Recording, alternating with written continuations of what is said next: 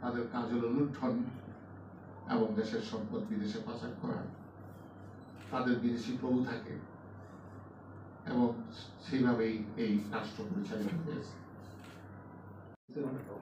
তারা মানবাধিকার পরিস্থিতি তুলে ধরেছে এবং আমার মনে হয় আজকের সভাটা একটা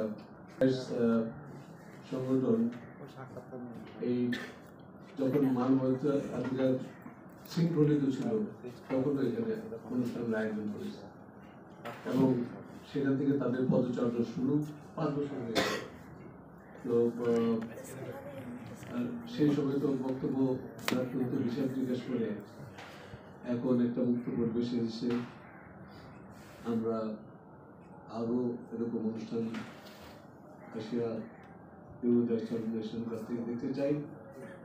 তবে সভাপতি শুধু একটা কথাই বলবো যে দেশে উস্কানি দেওয়া যেমন ঠিক না, উস্কানির কারণে আবার ধ্বংসাত্মক কার্যকলাপে লিপ্ত হওয়া ঠিক না।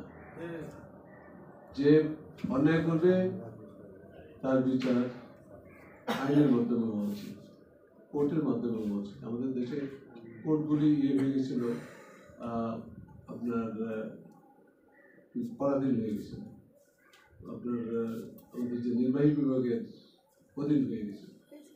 কোর্টগুলোকে নির্বাহী বিভাগ থেকে মুক্ত করার প্রচেষ্টা অব্যাহত আছে। আমরা আশা করি সামনের দিকে যত অন্যায় হবে অন্যায়গুলির বিচার কোর্টের মাধ্যমে হবে, আইনের মাধ্যমে হবে এবং আইনের শাসন নিশ্চিত করতে পারলেই মানবাধিকার নিশ্চিত। এই কথা বলে আপনাদের সঙ্গে ধন্যবাদ জানিয়ে ধন্যবাদ।